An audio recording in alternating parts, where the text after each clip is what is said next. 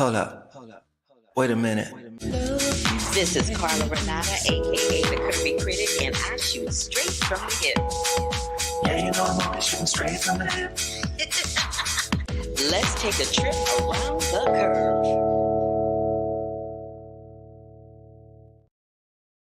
Hey everybody, sorry about that. I pushed the wrong button at the beginning, which I do often. Y'all know me. Y'all know I ain't got no earthly sense. Welcome to another episode live of the Curvy Critic with Carla Renata. I am your host, Carla Renata. If this is your first time joining me, baby, give me a big thumbs up to let me know you are here. Click that bell for notifications if you are on YouTube.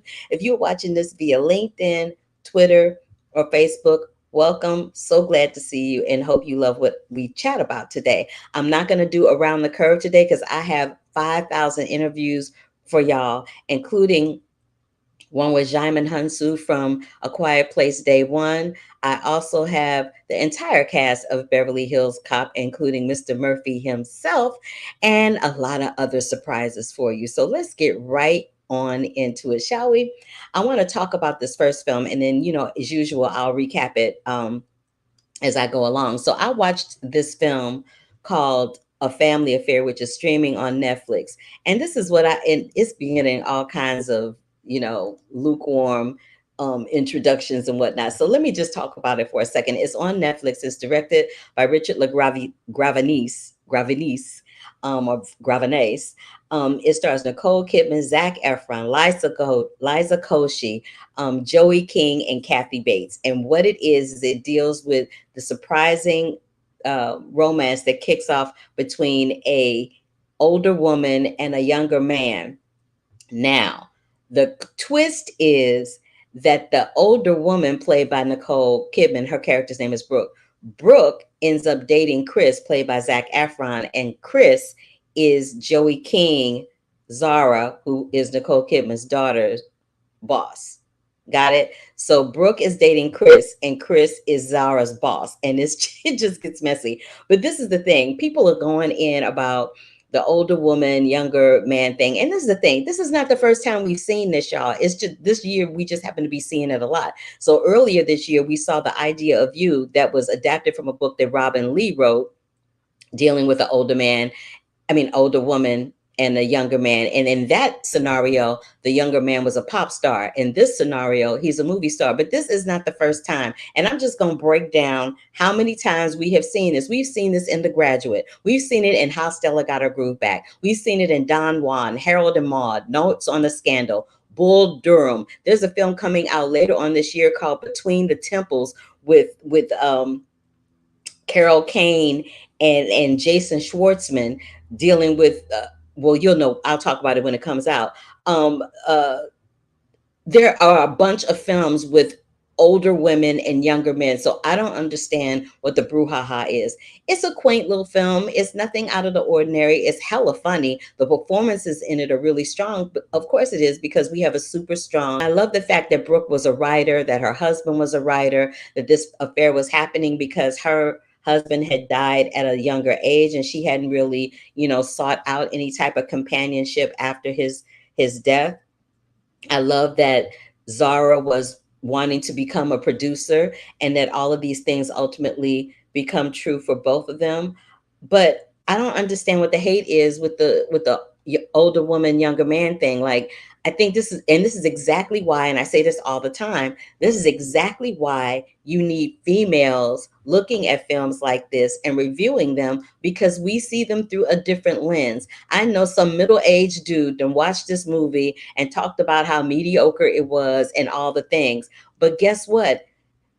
Sometimes somebody just wants to watch a romance. It doesn't have to make sense. It doesn't have to be the greatest cinema known to man. It just has to be entertaining, and it just has to give you hope. And it just has to be something where, as an older woman, you go, oh, well, maybe I've been counting out this whole section of society with men. Let me not count them out. Because Lord knows we see enough movies with older men and women that are old enough to be their daughters, and don't nobody say squat. So that's what I have to say about that. And if you don't believe me, check out A Family Affair that is streaming on Netflix right now.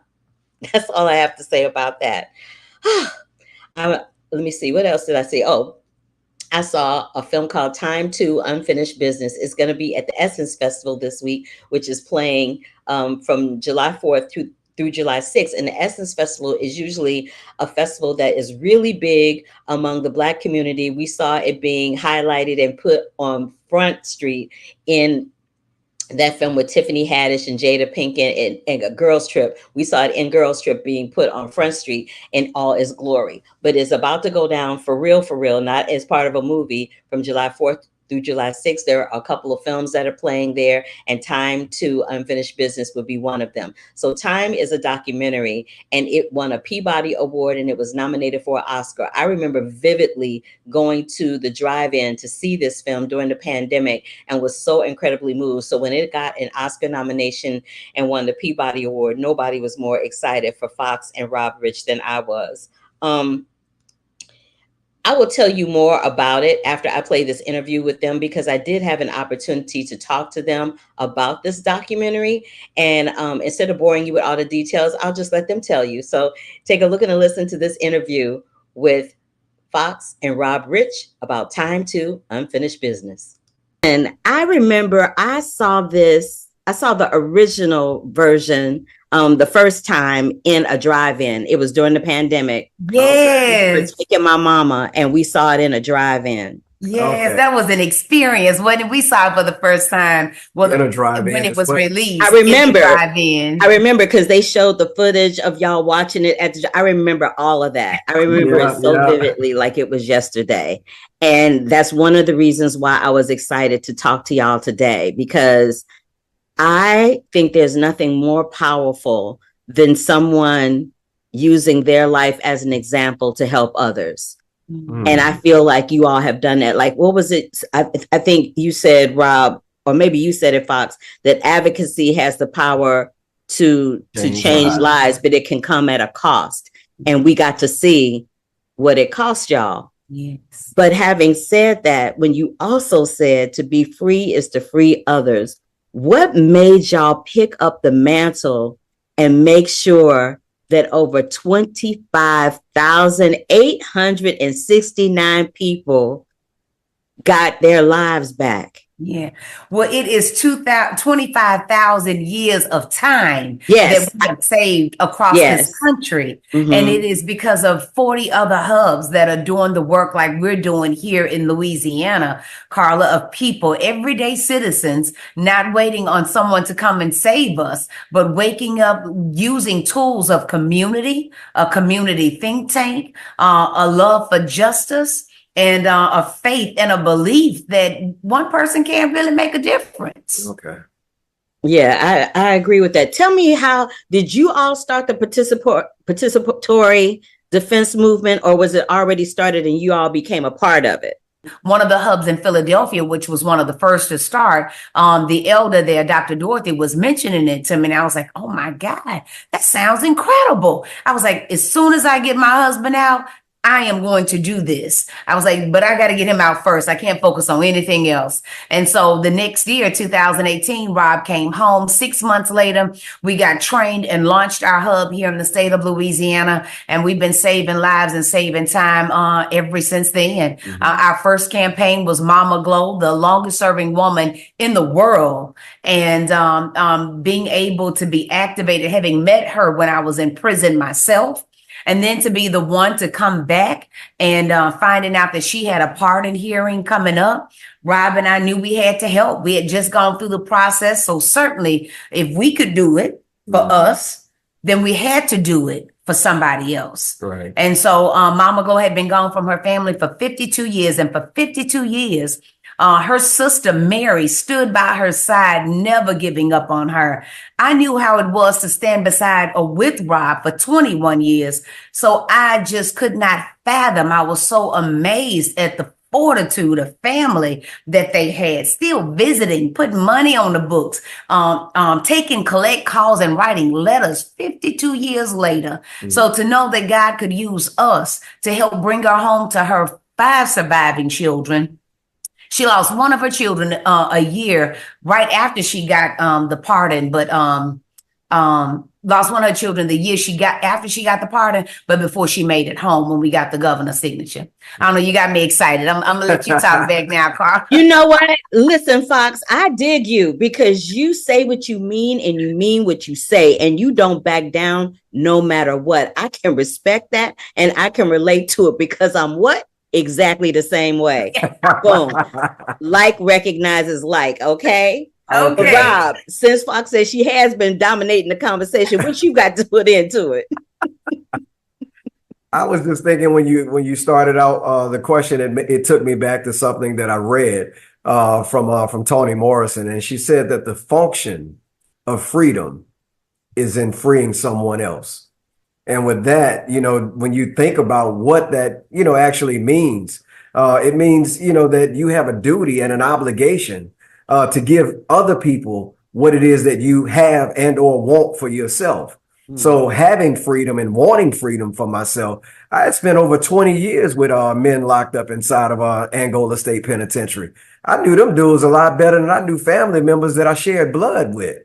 I'd sat and made tuna fish sandwiches with these dudes and split a bag of chips and cooked up a soup and, put onions and all this other stuff in it in our attempts to try to make a meal. And when you have those types of experiences with people, you get to meet people where they are and you start to realize that they're bigger than their crimes. More has happened in their lives than the transgressions that brought us in that space together. And knowing that, I know that I had a duty and an obligation. If God had blessed me to be free, I knew that I had a duty and an obligation to not only free myself, but to free someone else. Shundle Belay, I don't even speak in tongues. He's gonna make me shout. I'm like, what you doing speaking in tongues, sis? If I did, it would sound something like in the that. Kojic church. Stop playing, Fox. Stop it. I meant to get my pearls, but I was running a little late today. But I want to know, what is the significance of you wearing pearls all the time, Fox? Pearls are only made through harm, Carla, and it was Mother's Day, 1999. Rob was home on bond, and we realized that this was really something else we had gotten ourselves into. He had trial in 2 weeks, and Mother's Day weekend, he went out and bought me a pearl necklace and a pearl bracelet and some earrings. She had a fit, Carla. And I cut a fit. I'm like, we is broke. We go spending money on some pearls. It's probably cost like $1 zillion. And we going to travel, about to go away. I'm just like really panicking. And lo and behold, will be the last gift that he's able to buy me for 21 years. And so I treasured those pearls. And then the more I understood, when I would put them on, it was a small strand. And when I would put it on, people would be like, oh, you look so classy. They just made me feel better. And the more I studied pearls and understood that a pearl can only come through harm. When the oyster is harmed, then the pearl is created. And so it then reminded me of my life. So much harm had been caused at my hands and at the hands of the state I love. But at the end of the day, look at the beauty that God has made from my harm. I did want to talk about this, though, because this made me laugh out loud. And this is not a funny documentary by any stretch of the imagination. But baby, in them end credits, when it said my two dudes left the bench or left the board after the decisions that they made for you and your nephew, I hollered out loud because I'm like, wrong, no wrong. They knew they was wrong as two left shoes, and somebody called them and made them accountable. But how did you, it was in the end credits, so we don't really know how you felt about that, but I want to know right here and right now how you felt about that, because I know how I felt about it. I wanted to go turn a car wheel down the street. Listen. Time 3. Yeah. Thank you for helping us share this story. It is so much bigger than Rob and I. It is a calling for us to understand and have our spirits convicted that we must do something about this issue. No other issue right now is more pertinent to our people than ending mass incarceration and removing the exception clause from the 13th Amendment so our people can finally be free. Mm-hmm. I can't think of anything else to say after that. I mean, Fox, you didn't just ended the interview for me. I can't. What am I gonna say after that? Nothing. That you gonna come see us in New Orleans? Listen, honey, Don't put an invitation out for me to come get some gumbo and do a second line. Don't play. Do not play with me. Don't play with me. In all seriousness, it's my wholehearted pleasure to be able to share my platform with you. I didn't get a chance to talk to you the first time around, so I wanted to make sure that I spoke with you this time around. I know the film is going to be showing at the Essence Fest, and you're going to have some things going on down there. So congratulations and much, much love and success when that happens next week. But, you know, I support us.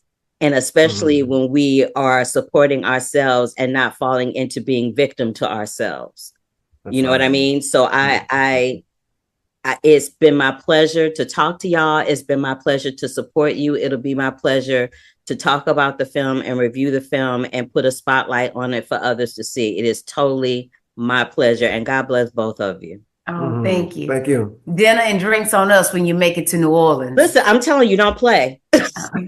We love don't play with me. I will be on a plane to New Orleans. Especially Curvy Company. Knock. Especially Curvy Company. Bring them curves on down here. Listen, honey.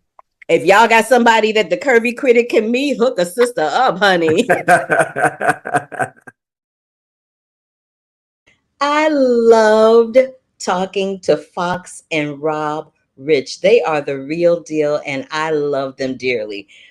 When and if Time 2 Unfinished Business is released, I highly implore you to check it out. Let me tell you a couple of things about it that we didn't talk about in the interview, though. So this documentary picks up after Rob was released. So if you don't know what happened in Time 1, let me just break it down for you. In Time 1, they went to jail for robbing a bank because they had fallen up on hard times and they thought it was a good idea to rob a bank. They got busted. They ended up serving jail time. Rob was sentenced to 60 years. His nephew was sentenced to 45. And I believe Fox got sentenced to 12. Fox got out first. Rob was released shortly afterwards. And Time 2 Unfinished Business picks up after Rob was released and how they got their nephew Ontario, how they got him released and how they got Mama Glow released and how they have been working with these projects to get others released. There's nothing better than someone using their life to help free others. Like I said, again, the film is called, or the documentary is called Time 2 Unfinished Business. I saw this other film this week that I love. Now, y'all know I am not a fan of slasher movies. That is not my thing. It's not my thing. I don't really enjoy them. But I saw this film with Mia Goth. It's called Maxine, and it is part of a franchise. It is a horror / franchise where in 1980s Hollywood, this adult film star named Maxine aspires to be an actress, and she finally gets her big break in a really big film. However, this mysterious killer starts stalking starlets in LA who happen to just be in some way, shape, or another related to Maxine, and a trail of blood threatens to reveal her sinister past. And baby, what a sinister past it is. But what I will tell you is, like I said, I am not a huge fan of slasher horror movies, but I kind of like thrillers and I kind of like suspense movies. And this was more of a suspenseful thriller than it was a horror / movie. So I'll just say that. The soundtrack was absolute fire because, like I said, it takes place in the 80s. So I found myself bopping my head because some of them songs I knew from the 80s. The film had grit, it had comedy, it had a lead who's a vigilante with a purpose, which kind of reminded me a little bit of Emerald Fennell's Promising Young Woman. It's like a time warp version for me of Promising Young Woman.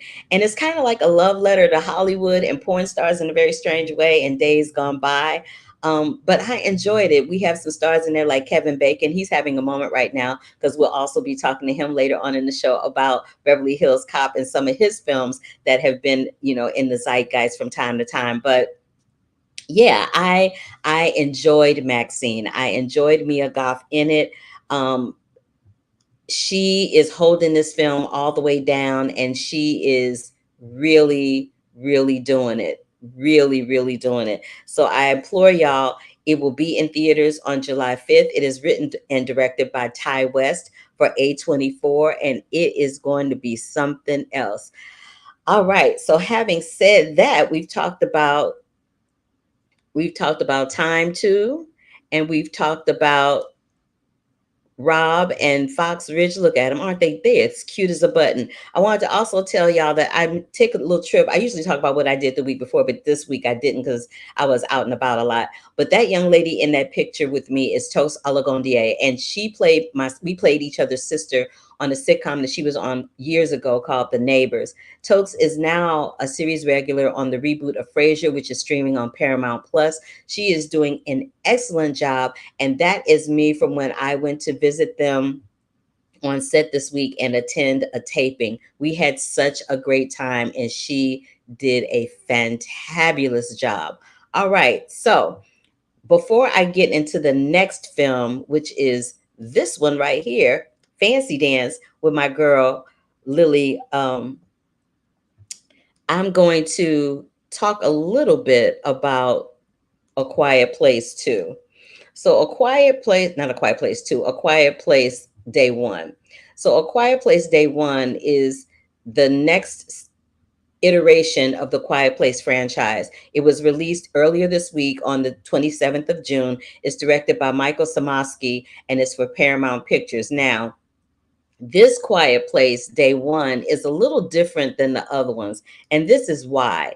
The other two films, it was understood that it was completely quiet and you weren't going to hear that much in the film, right? But this one, it was day one. So this is before the whole apocalyptic thing goes down. So this one deals with how Michael Samosky he wrote and directed this film, which is based on the franchise that was created by John Krasinski. Are you there so far? Okay, good. So it's a spin-off prequel and a third installment in the Quiet Place franchise. Having said that, there is a little bit of talking in the first part of it, because remember, this is day one. This is before they knew that they couldn't talk and that the monsters were coming and all that. This particular iteration felt more like Aliens meets A Quiet Place than A Quiet Place, but I dug it because it had some lessons in there. It had lessons about how important it is to be there for somebody else, even though you don't know them, because you don't know where anybody is on any given day. And sometimes people are struggling, and whether you want to or not, in the midst of your struggle, sometimes it helps you to help someone else. So that is the gist of it. It stars Lupita Nyong'o, Djimon Hounsou, Alex Wolff, a couple of other folks, but the film centers in Joseph Quinn. But the film centers around Joseph Quinn and Lupita Nyong'o for the most part. But I ain't talked to them. I talked to Djimon Hounsou and Alex Wolff, and we talked about what would happen if they ran into the quietest place that they thought it would be inappropriate to make a sound. And this is what they said. What is the quietest place either one of you have been in where it felt inappropriate to speak or make a sound? Oh, I got one. The quiet place I've ever been where you absolutely must be silent and stay silent is on a safari. Oh, yeah. Oh, that's a good one. In West Africa. That is a good one. It's a safari, and where actually they don't recommend you bring any child less, younger than 7. You have to, for the most part, whisper, because the animals can hear you, even speaking like this, the animals can hear you from miles away. So, yeah, that is one place. And it's great to have that, as the motor for which everybody function in that environment, That's an amazing one.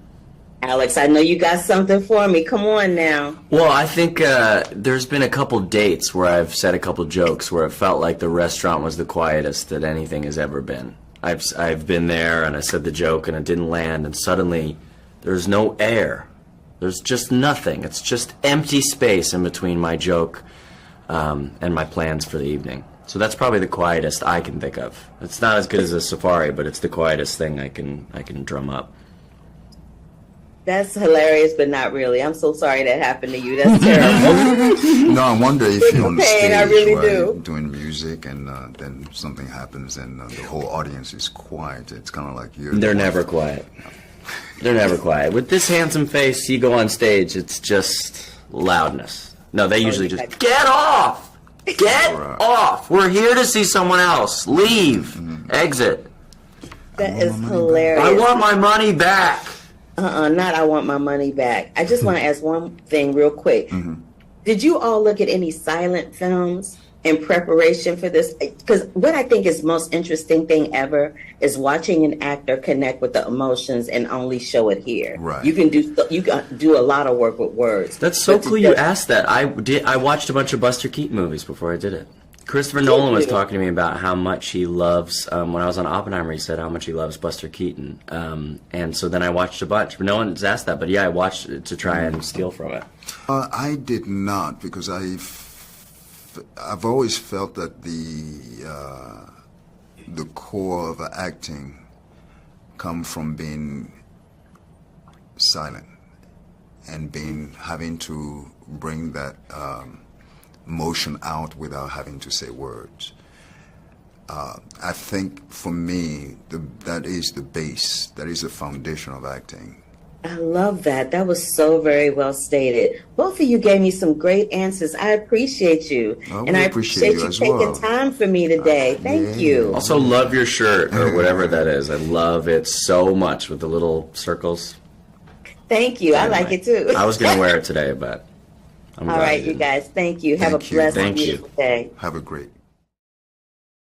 I loved Djimon's answer about the safari, and then I really loved Alex's thing about the day because I know he was trying to be funny. But I also loved when Alex told me about watching Buster Keaton movies because, like I said in the interview, you can do a lot talking. You can do all kind of stuff with words, but to just use your facial expressions to convey an emotion or just do it through your eyes, it takes a lot of concentration and it takes a lot of skill. And I think that everyone in that film accomplished that. So if you haven't gone to a theater to see A Quiet Place Day One, please do yourselves a favor and check it out. Now, the review embargo for Beverly Hills Cop is July 2nd. So I cannot talk about the actual film here today, but I can show you the interviews because the because the social embargo is lifted. So we will start out with this interview with Judge Reinhold and John Ashton, who play Axel Foley's sidekicks in the film, along with producer Jerry Bruckheimer and Mark Malloy. So take a look and a listen to this interview with Judge, John, Mark, and Jerry.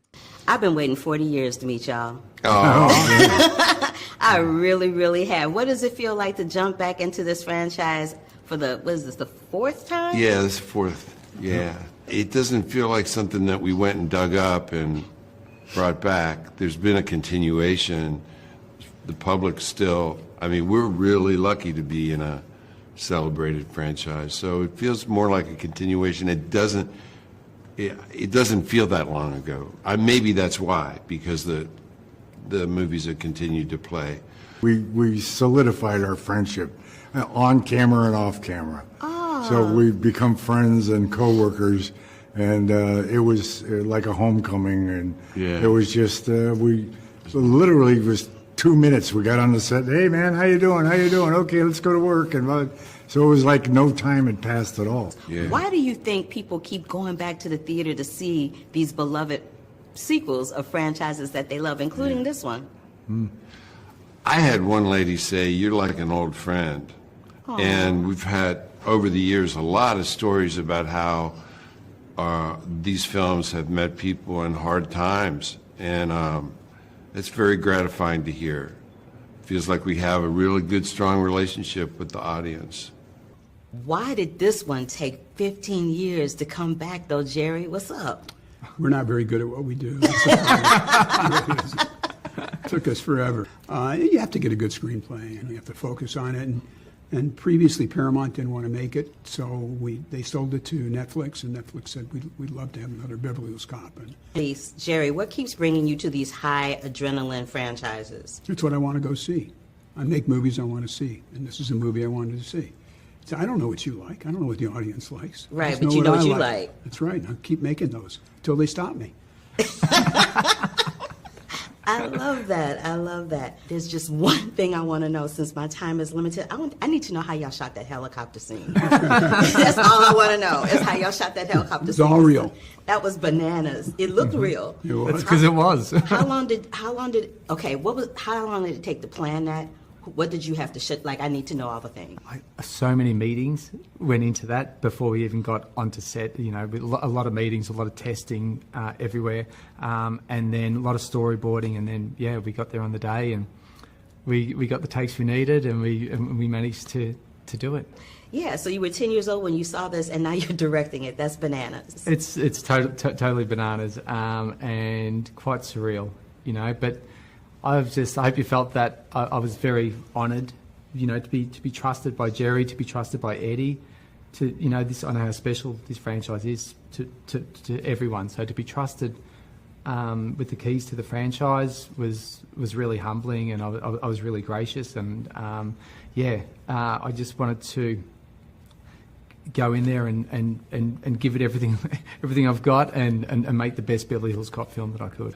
The 80s was an era of live action comedy, and we didn't know we were in the 80s when we were doing it, but looking back, it was an era of live action comedy, and I'm hoping that we'll rediscover that people will want that again. Well, I would love to see y'all again too, and something. It don't have to be Beverly Hills Cop. It could be anything. I'm there for it because I am a fan for life, straight up. Oh, thank you. I think that is just about my time, gentlemen. I enjoyed the film. Mark, congratulations. Jerry, congratulations. Thank you so much. Thank you so And much. Jerry, I see all your fans, dude. I'm a fan, so. We love you. Thank you. I love y'all too. Thank you. Thanks a lot. Appreciate you. Take care. Thank you. All right. I love the fact that Jerry Bruckheimer said that he loves me as a fan. I was very happy about that. So Brandon tells me that he's going to be seeing Despicable 4 this week. I will be checking that out this week myself. There was a screening. I couldn't make it. And then Sad Productions, like he's a poet. Yeah, he kind of is. No green screen. No, there were no green screens for anything in Beverly Hills Cop. It was all real. So I kind of enjoyed them sharing that information. All right. Before I get into the next couple of Beverly Hills Cop interviews, which involve Mr. Eddie Murphy, Kevin Bacon, and Joseph Gordon-Levitt, I want to talk about this film right here. It's called Fancy Dance, and it is, let me find my notes. It's with Lily Gladstone, and it will be streaming on Apple TV Plus. It is an original film, and I love that Lily Gladstone has this trajectory where she is really leaning into her heritage. So this it was in select theaters on June 21st, and it began streaming a couple of days ago on June 28th. And basically the gist of it is Lily Gladstone plays Jax, and since her sister's disappearance, she's been taking care of her niece, Roki, who's played by Isabel DeRoy Olsen, and been scrapping by on Seneca Cayuga Reservation in Oklahoma. Every spare minute that she has goes into finding her missing sister while helping Roki prepare for an upcoming powwow. This film is very powerful because we don't and have not until recently seen a lot of stories featuring Indigenous people. And this deals with a part of Indigenous life that we hardly ever see happen. Usually when they're talking about Indigenous people, it's in a Western like we saw last week with Kevin Costner's Horizon, or, you know, some other kind of Western, or, you know, we're dealing with some other aspect of Indigenous life. But this is dealing with a woman who is missing, which brings me to this. Oftentimes when Black or brown women go missing in this country, they're not given the same type of attention as the attention is given to when a white girl goes missing. They hop to it right away. But when it comes to Black and brown women, And it has been historically proven that they don't necessarily take our disappearances serious. We saw that in Killers of the Flower Moon when her sister goes missing in the film. They're like, oh, maybe she was out drinking somewhere. When a Black woman or a Black girl goes missing, they're like, oh, well, maybe, you know, she just ran away from home. And we've seen in a couple of documentaries that when there are white women that are women of the night, they're not taken seriously either. So the film is important for that particular trajectory and storyline, but it's also important because it shows the history of a powwow, what goes into a powwow, why it's important, why it is an important bonding moment between a daughter and a mother. And it also shows how no matter what, you don't give up when it is someone that you love under any circumstances. You just don't give up. I loved this movie. I totally implore you to see it. It's starring Lily Gladstone. I spoke about Isabel Shea Wiggum and Audrey. I'm gonna mess up Audrey's name, and she's gonna be mad because I know her. Audrey Wazalewski. Audrey, I used to see on the commercial circuit all the time, and it's nice to see her in films. And she is the sweetest person ever, but she is not sweet in this movie. So if you have Apple TV Plus, please check out Fancy Dance because it is worth the watch, in my opinion. All right, so let's get on with these interviews. So we've already heard from the producer and director, Jerry Bruckheimer, Mark Malloy, and John Ashton and Judge Reinhold. And now we're going to hear from Kevin Bacon and Joseph Gordon-Levitt talking about Beverly Hills Cop, Axel F. on Netflix. Carla Renata, the curvy film critic. What's up? How's Oh, it going? You like that name, huh? I know, it's banging. So, I am a huge fan of both of y'all's work, and I thank noticed that you all make very specific choices with your characters. You kind of have these characters that are always mentally kind of on the edge, and you're having this new trajectory where you're being like this kind of heartthrob, romantic lead type thing happening. I'm wondering what it was about those types of roles that brought you to Axel F. Well, what brought me to Axel F was Axel F himself. It's Eddie Murphy. I mean, look, when I first watched Beverly Hills Cop, I was probably too young to be watching it, really. I was a little kid, but my older brother was a huge Eddie Murphy fan. And, you know, when your older sibling loves something, it takes on this ultra cool mystique. And so now I just get to be playing his sidekick across from Eddie Murphy. I'm just thrilled. I don't know where the lines of communication went down, but somehow I didn't know that Eddie was going to be in it. I thought it was going to be a reimagining. And I was like, well, that's okay, but who's going to do Eddie Murphy? Right. And then I found out that he was going to be in it. I was like, oh, okay, that's a whole other story. That's funny. Yeah. What do you think it is about? I feel like we're having a summer of sequels, right? There's a lot of films that are having like a second, third, or fourth iteration. What do you think it is about these types of films, including Beverly Hills Cop, that brings the nostalgic back to people, bringing them back to the theaters? And you've experienced it yourself with Footloose, right? Well, because it was a musical after it was a film. musical, and then they also did a movie. I wasn't in it, but they did a sequel. They've been sequelizing a few of my movies. They did Flatliners, anything, all the F movies have had sequels. But you know, for me, what's interesting about Beverly Hills Cop is that I think that, you know, Bad Boys is probably another good example of this. Is that, you know, we've become so numb to CGI and to worlds exploding and to people with superpowers. At least I have. So to see regular people that are trying to get the bad guy and or trying to reconnect with the daughter or falling in love or getting back together, like there's something that was like quaint in that, you know, that we're not like digitally making it all. These are like real people doing things, and those are real cars like driving, you know, and helicopters and all that kind of stuff. I think it's like tangible, and I think people are really digging that. The thing about sequels is this is how stories have always worked. You know, we always bring back old stories that we've loved before. Shakespeare wasn't the first one to write Romeo and Juliet.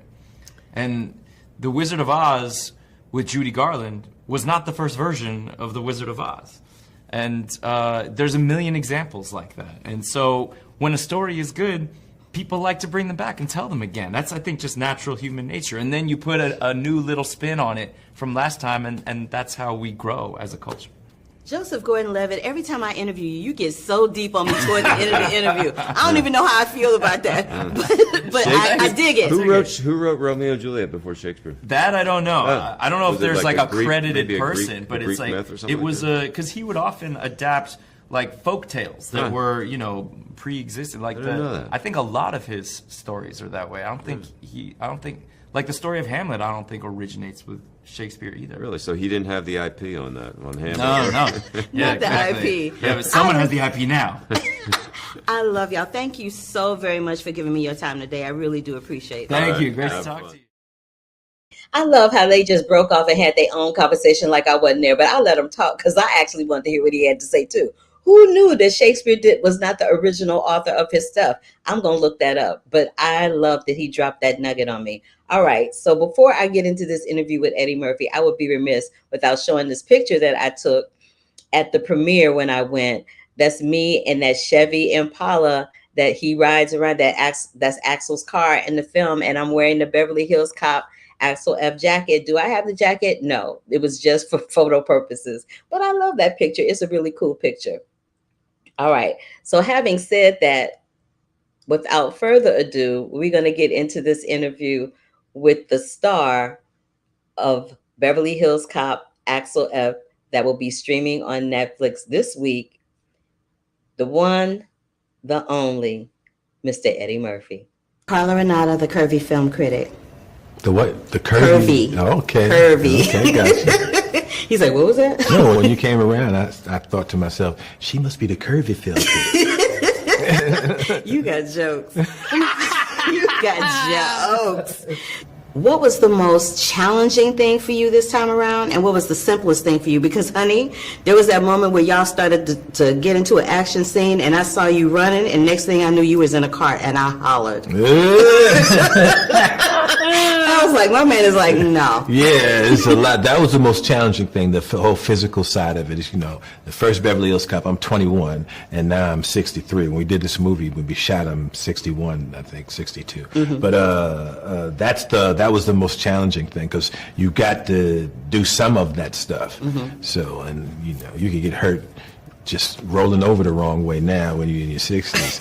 You better be rubbing that knee. You don't have no metal parts yet, do No, you? but I had right before this movie, I messed my meniscus up right before the movie started, and I messed it up sleeping.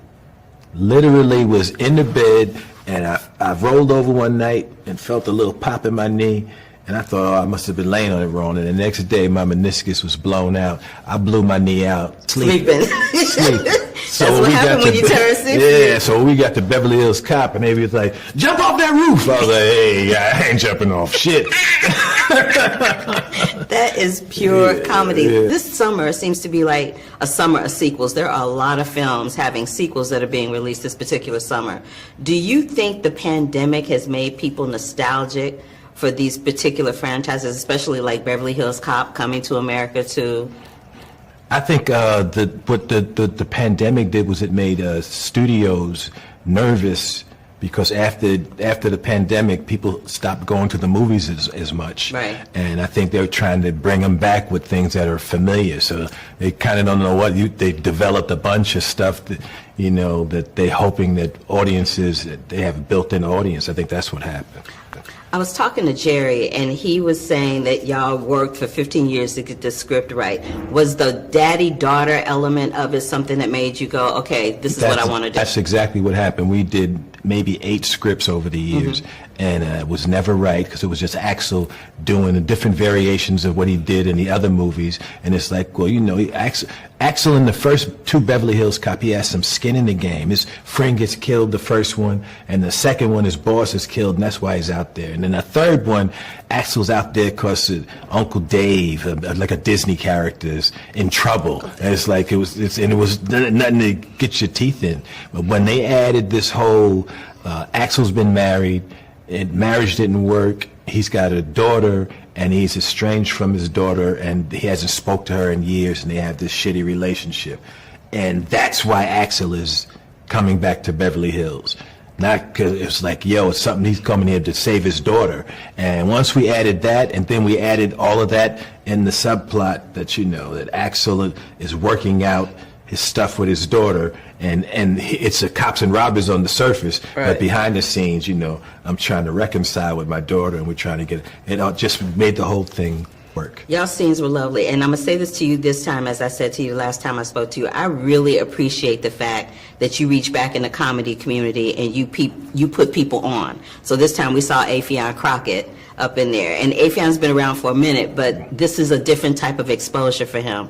I wholeheartedly appreciate that about you as an actor, as a businessman, as a comedian, because it's very, very unselfish, and that speaks volumes to your character. I always have loved to be around the new up and coming ones and the old legends. I'm always trying to do something when we get a bunch of funny people around and have them I've always done it, but it's kind of selfish, you know. I like, because I get some help. It's like, hey, I got somebody I know is funny in the scene. It ain't all on me, and then you get to work with them. I've always done it. I don't see it as selfish, but you know what? Thank you so very much for giving me your time today. I really appreciate it, and I hope that we get to talk more in the future. Oh, absolutely. All Thank right. you. Thank you. Nice talking to you. Nice talking to you. I love interviewing Eddie Murphy because, you know, he's just easygoing. There's not a whole bunch of stuff there. And when you ask him a question, he actually listens and answers the freaking question. So this is the second or third time I've had the opportunity to speak to him. So when you ask me, am I starstruck? I was starstruck the very first time I had an opportunity to talk with him. And it was during the pandemic for Coming to America. And it was, you know, we were at home, so it wasn't in person. So I wasn't starstruck as much as I was nervous this time, because this was the first time of all the times I'd spoken to him that it was in person. And so I was nervous about that because, you know, I've come to discover sometimes when you interview people virtually, it's very different when you interview them in person. Their personalities change and shift, and depending on, you know, what side of the bed they woke up on that day. But Eddie Murphy is always lovely. I will always support his projects because I believe in what he does. I meant what I said about how he puts people on and he supports people. He put one of the girls that I know, you know, one of the actresses here, Danielle Pinnock, who does these skits on Instagram. I think it's called #booked. #booked. Her and Lanisa Frederick do this thing called #booked. And he put her on. Somebody told him about her and he put her in that movie. That's what I mean about him keeping the comedy lifeline alive. He puts people on so because he knows how important his name and his exposure is in this business. And if he puts his stamp of approval on them, then that is a different type of exposure for them, like I said about Affion Crockett. But I want to thank these people for letting me interview them. I want to thank Fox and Rob Rich, whose documentary Time 2 will be at the Essence Festival this week. So if you're at the Essence Festival, please do yourselves a favor and check that out. I want to thank the cast, producers, and director of Beverly Hills Cop, Mark Malloy, Jerry Bruckheimer, John Ashton, Judge Reinhold, Joseph Gordon-Levitt, Kevin Bacon, of course, Eddie Murphy. And I want to thank Djimon Hounsou and Alex Wolff, all of them, for giving me their time and for allowing me to interview them about their projects. I also want to remind you guys about the films that I talked about. A Family Affair, which is streaming on Netflix. Go see Maxine. It is hilarious and really kind of yummy for a slasher. Go see Djimon Hounsou in A Quiet Place Day 1. Of course, you know, you got to check out my guy, Eddie Murphy, when Beverly Hills Cop hits Netflix, and check out Time 2 with my lovelies, Fox and Rob Rich. In the next coming weeks, I'll be talking about Despicable 4. I'll be talking about Twisters, and I'll be talking about Academy Award nominee Coleman Domingo's film, Sing Sing. And I got some other interviews that are coming up for you guys. And in the next couple of weeks. So if this is your first time joining me, come back, y'all, because it's always a party with the Curvy Critic with Carla Renata. You know, I have every once in a while I get a little something going on, and you know, I like to share it with y'all. So yeah, check out all the films that I've mentioned. Thank you so much for watching the interviews, whether this is in real time or you're catching it after the fact. I appreciate you. I'm going to go and hop and check out the last bit of the BET Awards, which I believe are happening right now, or it's about to go down. So I'm going to check that out. So yeah, until the next time, y'all, love, peace, and hair grease, and deuces. I'll see you next week. Bye.